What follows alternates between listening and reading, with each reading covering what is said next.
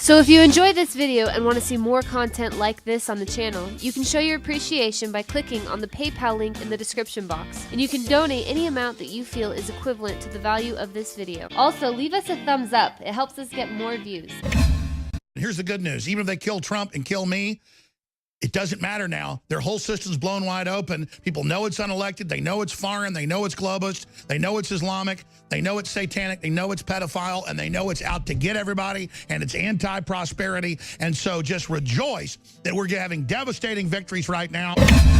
Joining us is Roger Stone with breaking news on the isolation of the president, the open push for coup d'etat, the launch of his own a media system called Real News. It has the media freaking out. Roger Stone. Alex, great to be with you. I'm still trying to digest everything we talked about last week, but I am convinced that the three generals who now are in the top circle around the president are seeking to isolate him totally. It's a kind of a death march to walk him towards the ultimate execution by Robert Mueller. The president is probably relieved that the chaos that existed under Reince Priebus of the Oval Office being an open door, kind of like the Marx Brothers stateroom scene. I can understand why the president would be relieved, but now we are at a juncture where they seek to cut off old friends, political allies, friends from business, friends from the world of finance, friends from the president's past. Well, Alex, I really think the focus now has to be on the generals. General McMaster has conducted a purge of Trump loyalists inside the NSA. He has put in charge as the #2 a woman named Allison Nielsen, whose job at Homeland Security, where she was #2, was to ensure that no one who supported Donald Trump or his immigration policies were hired.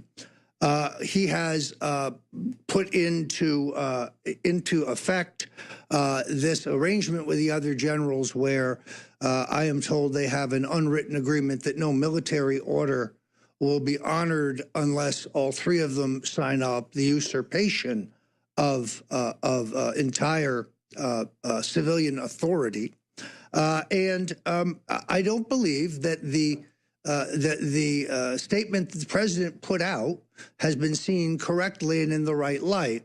I immediately began to question whether the president had in fact seen the statement, given that he was in New Jersey and that was issued from New York. I now know the president was misled into approving a statement. He was simply told that some have attacked McMaster's for being anti-Israel. And as you know, Mr. President, he loves Israel, without mentioning that Mr. McMaster's recently said that Susan Rice had done nothing whatsoever wrong in her unmasking of sensitive surveillance material for political purposes. That's political espionage. And extending her national security clearance.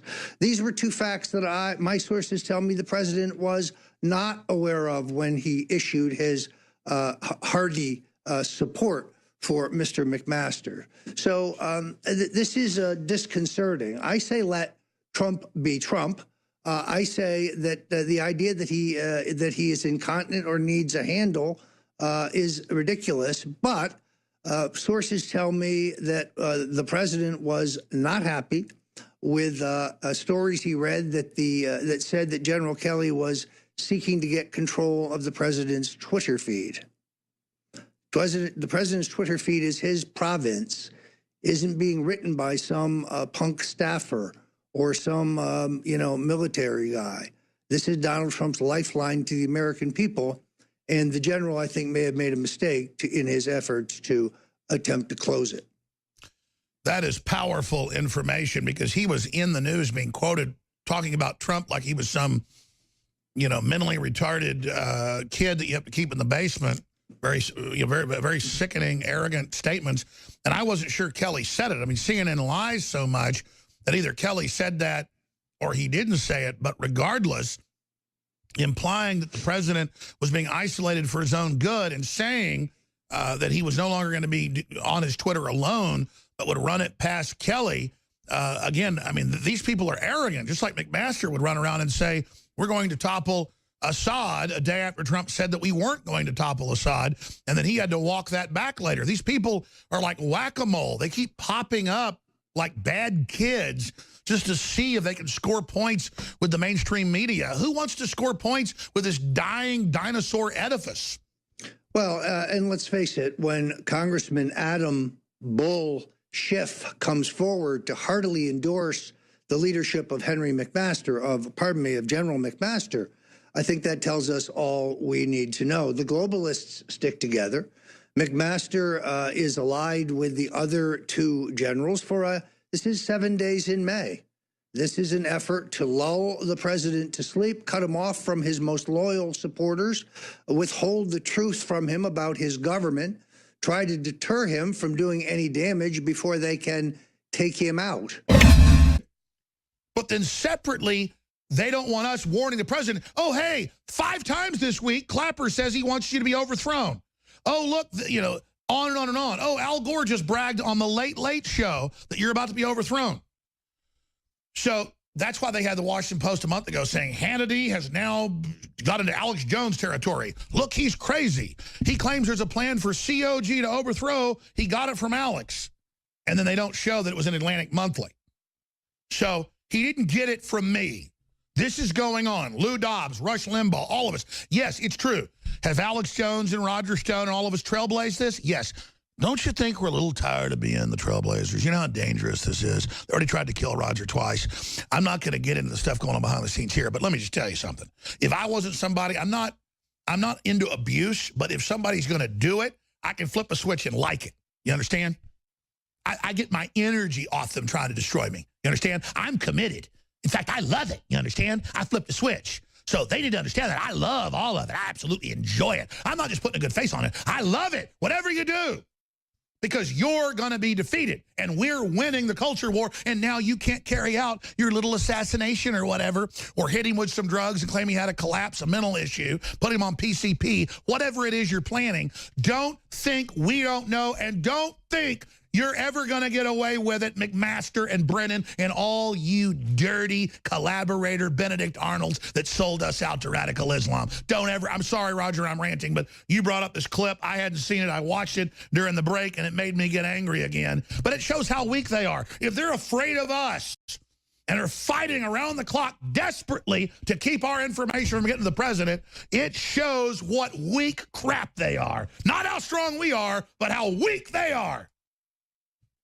Well, Alex, I think it's a two-pronged strategy. One is to try to cut off all access to the president so that he doesn't watch InfoWars, doesn't read Breitbart, doesn't see the Daily Caller, isn't watching Town Hall and a dozen of others sites that he did avidly follow during the campaign.